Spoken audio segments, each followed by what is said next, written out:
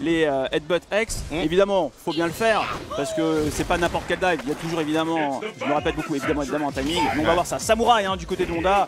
Et Yoon, casquette du côté français, Kongster, on va voir ce que ça va donner. On a déjà vu 5 secondes de jeu, DVD qui gratte.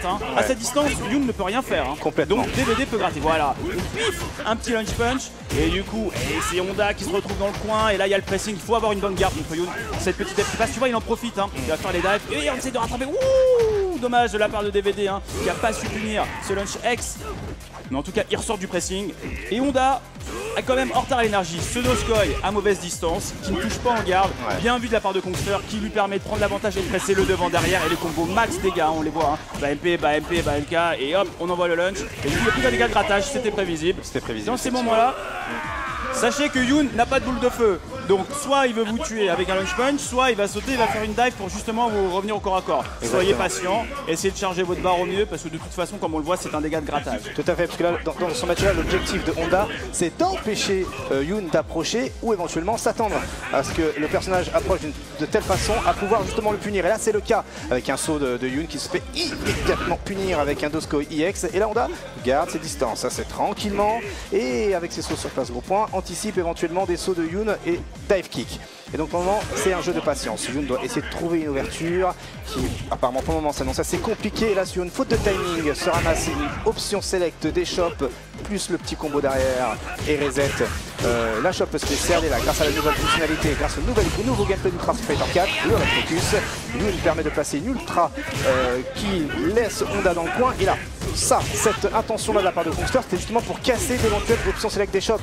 Mais Honda a préféré faire un splash qui l'a amené justement dans une position assez malencontreuse, qui est la punition max de la part de Yoon. Et derrière, rebelote une nouvelle fois dans le coin, le pressing psychologique, le pressing du personnage Yoon qui emmène Kongster sur la victoire. Et ouais, premier match pour Kongster, comme on vous l'a dit, une fois une mise au sol, la dive, ça casse le jeu de Honda et c'est ça qui est très compliqué, c'est ce que Lord DVD doit absolument éviter de se retrouver au sol. Voilà, pas safe, automatiquement puni, on l'a vu en reversal, parce qu'il a fait justement, il n'a pas fait le petit headbutt. Le petit headbutt est safe, mais après t'as le moyen et le grand avec évidemment plus de recover. Et là cette dive qui casse le startup de Honda qui a voulu zoner avec le MK.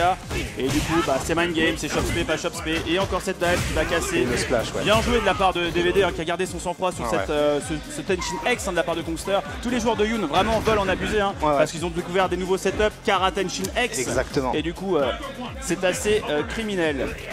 Mais là, on voit Kongster qui a encore une fois l'avantage et c'est dans cette partie vraiment à 60 secondes où DVD doit essayer justement de prendre des risques. Mais on voit un Kongster, il continue d'agresser, il n'a pas envie de rester. Il est obligé de garder une certaine distance parce que full screen il pourra rien faire. Mais d'un côté Honda aussi, full screen, il ne peut rien faire. Et là il se retrouve dans le coin et le pif encore une fois qui permet à Kongster de prendre ce round. Il n'a pas peur. Il n'a pas peur, surtout qu'il avait l'avantage au niveau de la barre de vie, ça aurait inversé la charge du Honda. Donc risque, reward, donc les risques et les récompenses étaient assez à l'avantage de Kongster. Donc il pouvait tenter la chose et accessoirement sortir du coin. Et voilà, peut-être sur la balle de match de Kongster, avec le splash à la relevée qui justement empêche Yoon de pouvoir presser avec son bas petit point qui est en 3 frames, donc qui est aussi rapide qu'un dragon, aussi rapide qu'une shop. Donc les options à la relevée d'Honda, hormis peut-être un Doskoi EX, sont assez compliquées. Et là c'est le pressing avec Yoon, comme on peut le voir, il commence à donner quelques lights, il attend un petit peu, il recule pour un éventuel headbutt EX, comme 90% des Honda aiment faire lorsqu'ils se font presser.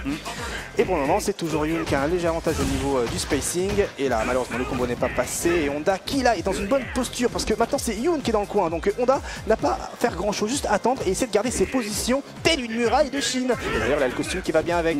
Et là, malheureusement, sur le moyen point qui avance, qui va aussi loin qu'un Reka de Fei Long, lui permet justement d'avoir derrière un joli enchaînement et un Red Focus qui, à son tour, l'emmène dans le coin. Et là, ça va être assez compliqué pour le Honda. Mauvaise situation de la part de Honda avec le setup et l'option select qui passe pas.